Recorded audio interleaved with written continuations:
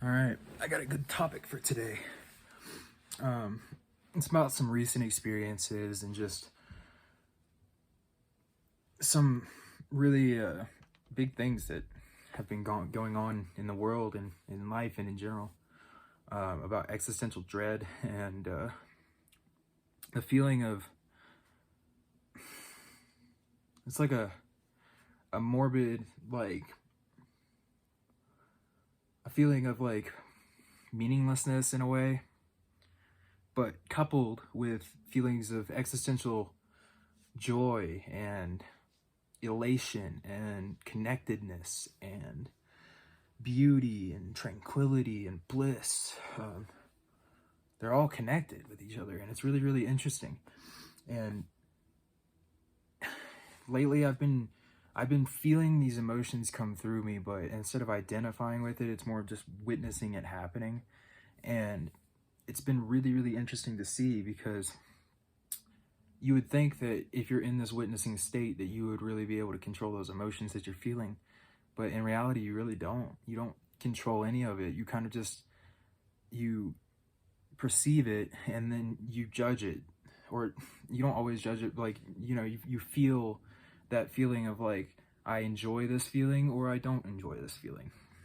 And it seems like that is where the root of like the polarity is. And it's really, really interesting, because you can get to these states where you really, really enjoy the feeling, and then the next thing you know, you're in this state where there's this, it may not, it's just flatline boring or anything like that, but since you're in this such a high state, it almost feels like it's a low.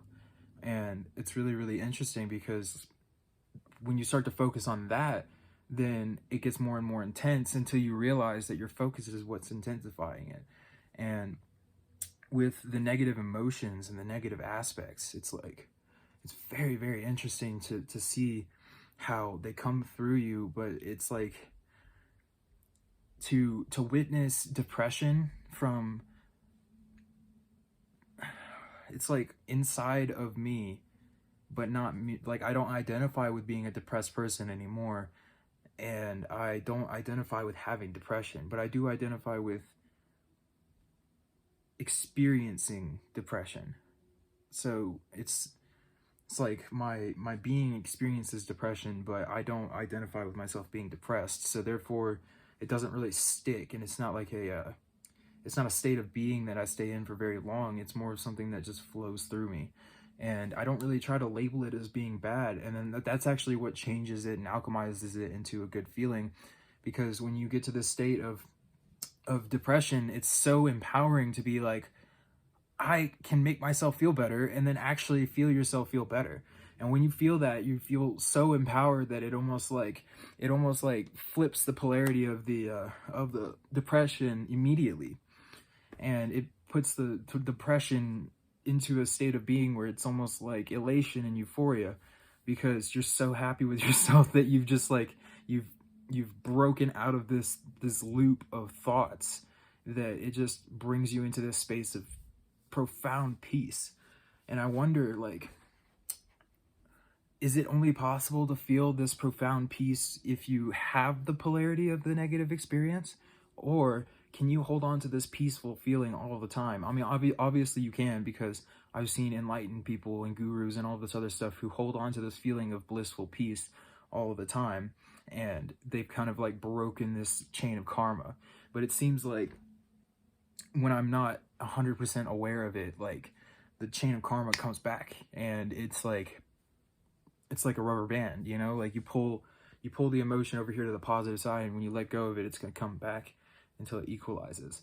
But what I'm wondering is if you can move the equalization point from here to here, or you can just take the rubber band and then move it over here, or just like identify yourself as being moved, and then like, how much does your mind really affect the reality that you see? Like, how much is it like, I wonder if the whole world changed their perception on everything, like, would it change the reality that we all see? Like, say everybody kind of collectively decided to disidentify from depression.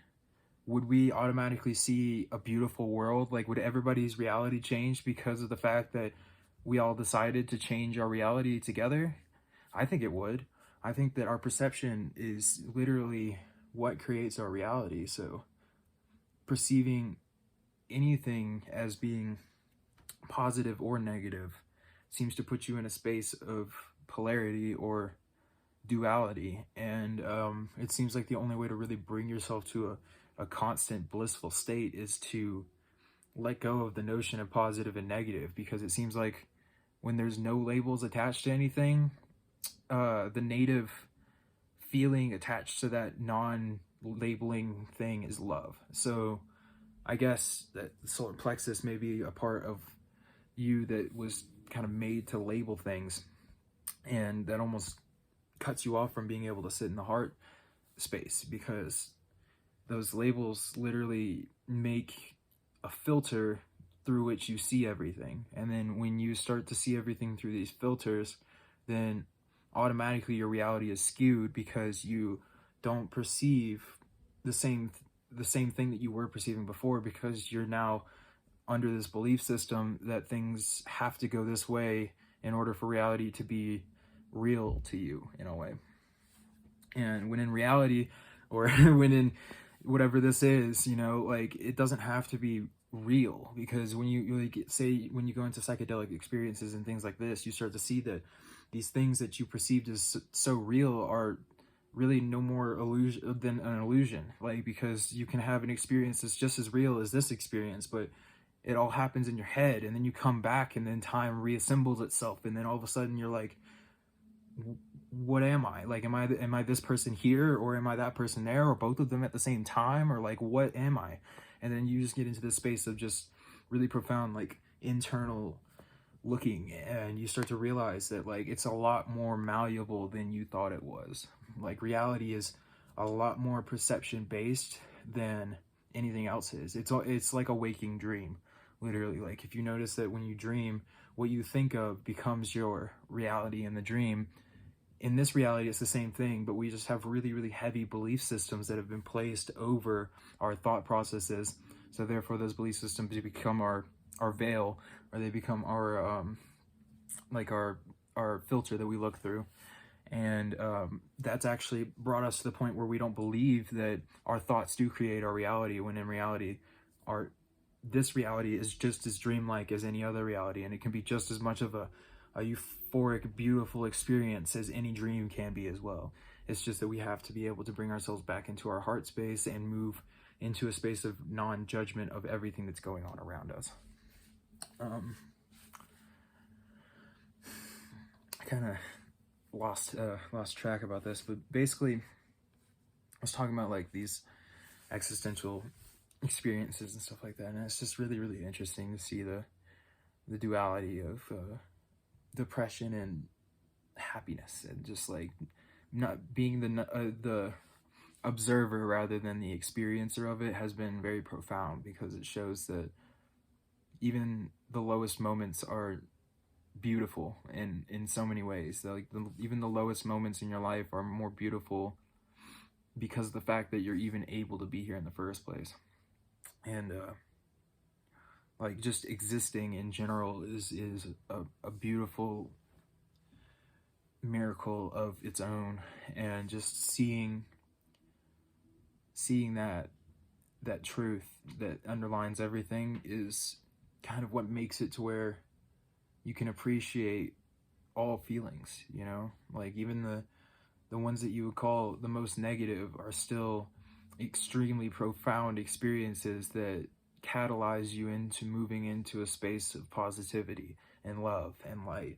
And everything that you're experiencing is just a lesson for you to be able to move yourself closer into this heart space where you sit in this love and this light and this energy of just pure gratefulness and beauty and gratitude. Like, it's just a profound understanding that everything is one with you, and that you are the universe in a way, but at the same time you project your own universe onto the universe. So it's like a fractal, you know, like, we're fractals of the universe, and it's so beautiful. But it's just,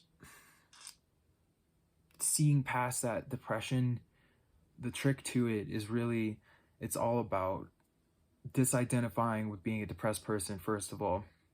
And then, second of all, seeing the beauty in all emotions and all feelings and all things that flow through you, and seeing the beauty in that depression, and seeing the beauty in life and in just in reality in general, you know? Like, it's just understanding that these experiences of lows are there so that you can experience the highs as well.